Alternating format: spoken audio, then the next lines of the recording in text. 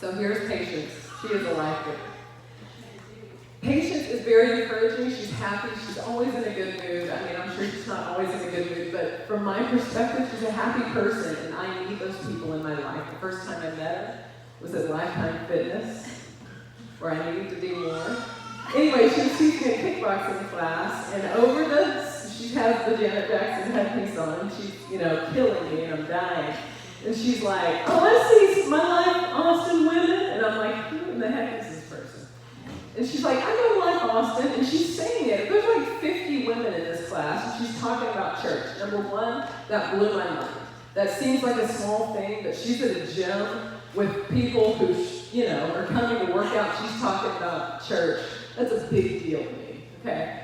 So that was the first day when I met her. So from then on, I thought she was awesome.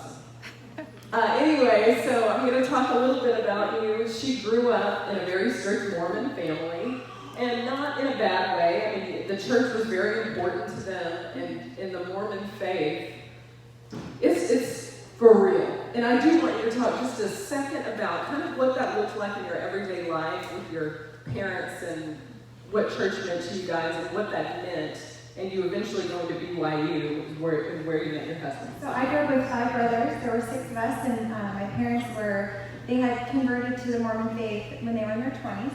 And we were just a very devout family. We went to church every Sunday. We went to youth group every Wednesday night.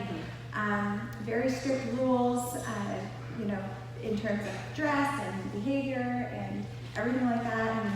And we were all, very, very dedicated to that. Yeah. And still are. Still are. And then you went on to BYU, and tell me about meeting your husband and how old you were. Okay, so I went to BYU, which is out in Salt Lake City, or Provo, Utah, which is just south of Salt Lake City. And I met my husband my sophomore year of college, and we got married our junior year of college. Which seems young to me. I was 21 when we got married. Yeah. So he was also very devout, returned missionary, had served a mission in Lima, Peru, and so we were on the Mormon track. Yes. We got married in the temple, which has a lot of very strict requirements in order to be able to do that, and so we were on our way. Yes. So they did all these requirements because to her it was everything. It was the rest of her life. It was her marriage. It was her husband who she was in love with, and she thought, this is it. This is how our life is going to look. Okay. And 3 months later, she finds out he's addicted to pornography. Okay, but it was a lot worse than maybe you assumed, and she still thought, you know what, this is my marriage, it's important to me, we're going to work through this, and you thought that you did. Mm-hmm. This was a very hard time for her personally because he was gone all the time, but it was worth it. Fast forward, he has a dental practice, and he hired a new dental assistant. Very, very sweet. Anyway, one day she's at school, and I'm blowing through the story, okay, because of time. One day she's at school, and she had to look something up on his email that was related to a truck that they had purchased together. And she opened up his sent emails and talked to me just about what that moment was like for you. Sure. So my kids were at recess. I needed to do something really fast. I had about 15 minutes. And I was in his email, and I couldn't find it in his actual email, so I said, well, let me check his sent email. And in his sent email, I found pictures and emails and pretty explicit things that had very much alluded that they were having relations. And so He and his dental assistant. Him and his dental assistant, yes. And so I was absolutely floored.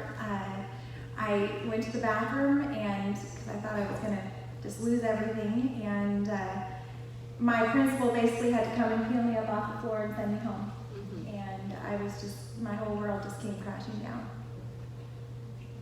And this is why I love Patience, because even at that moment, she still thought, you know what, marriages go through this. We can still save it, okay? Whereas I might have gone and purchased, some rope and masking tape or duct tape at Home Depot.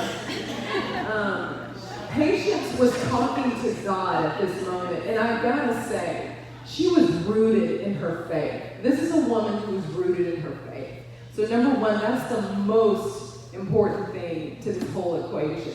So even though eventually that marriage was not a great success, she still looked to the Lord first and said, you know what? This is painful, this is awful, but no matter what, I'm going to do what you're going to tell me to do. That's a miracle, okay? So that's why she is a life giver.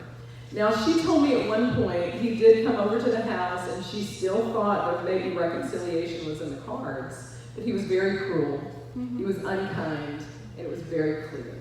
And that is the day that she realized it's over, and that she said, you know, I cried and my heart was broken, and that was on a Thursday. She hadn't told anyone. She said she didn't want to tell her parents. I mean, who would? You know, you don't, I'm sure just to talk about what just happened, it makes it real. But she said, yeah, so like I said, it was a Thursday night, and I sat in a puddle of my own tears for about 12 hours, and I just remember this overwhelming feeling in the scripture.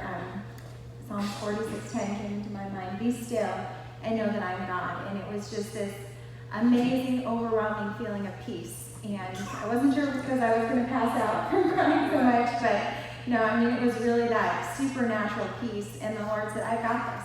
And so, like we were saying, that next day, I was out grocery shopping, and I run into Meredith, and Meredith is a neighbor that I knew. She lives about, 10 houses down maybe, and we had met just very casually in a book club, and some of the neighborhood parties that we've been to. We talked a couple times, and I'm just pushing my cart, and she comes over and says, hey, how you doing? You know, school had just ended at that point, and she's asking me about my summer plans, and none of it involved my husband. And so she said, well, is Chris going to meet you on some of these plans or something like that? And that's when I was just like, okay, here it is. I'm going public with this information. And I said, well, he's not coming. And I just said, you know, we're not together anymore, or something like that. And she just looked at me with that look like, oh, sister. Let's tell me a little bit more about that. I mean, we're in the middle of the grocery store at H-E-B, and I'm about to lose my everything. And she's just sitting there listening, and it turned out that Meredith, just a few houses down, pretty much the exact thing happened to her. I mean, she was a teacher, same as me. Her husband was a lawyer, but very similar situation. And she just said, we need to talk.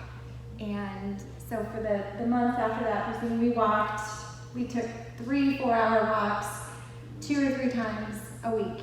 And we just unloaded our souls. yeah. And it was just, it was amazing. She mentored me through it all, and she was a life giver to me. Amen. Yeah. Okay, Meredith, I do want you, if you can remember that day in H-E-B when she did walk up to you, it can't be easy to just, someone tells you what happened, you didn't have to turn around and say, listen, I've heard this story before, my husband had an assistant, I've been through this, but you did. You chose to walk alongside her. So will you take me back to that day and what it looked like for you, and what did it do for you as a person to have a new friend and to walk her through this? Did it help you? Was it hard? Will you talk to us about that? Okay. Absolutely. So, when she told me that story, and you could just see her eyes were watering, and there was something in my heart that said, if you want to talk, I want to listen. And when she started telling me a little bit, I said, I have been there. And mind you, it had been at least 5 years, so I've been on that other side. Mm-hmm. I had already been remarried. I had already had a child. But we were both, if you don't mind me saying our age, we were both around 30. And we were both looking to have children with our first husbands. Mm-hmm. And for this to happen, it was just like something the Lord was saying, you need to be with her. You need to put your arms around her and love on her. Mm-hmm. And ironically, and I was sharing this with Patience on the way over too, is prior to this experience, I had been praying for a close Christian friend. That's amazing. And God blessed me with Patience. And was it hard? Absolutely. Was it healing? Absolutely.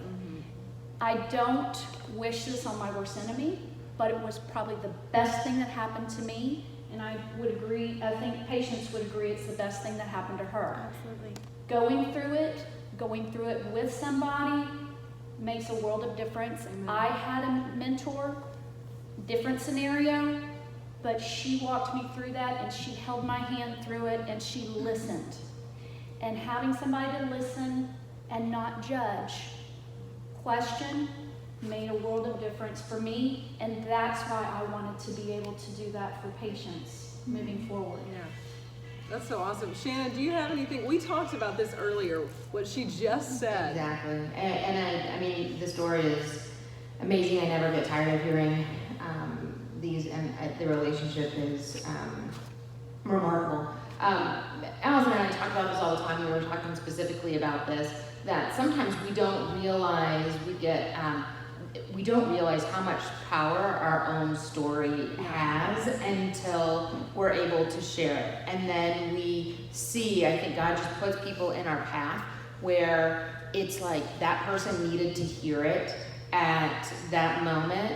And there's a reason for that. We're meant for community. We're meant for connection. And there is the time to be the mentor, and there's the time to learn from the mentor. And I don't know that those have to be mutually exclusive. I feel like, at some point you all will hear my own story and know that I work with a lot of people, but in the same vein, I don't listen to Allison very much, but I do listen to a lot of people.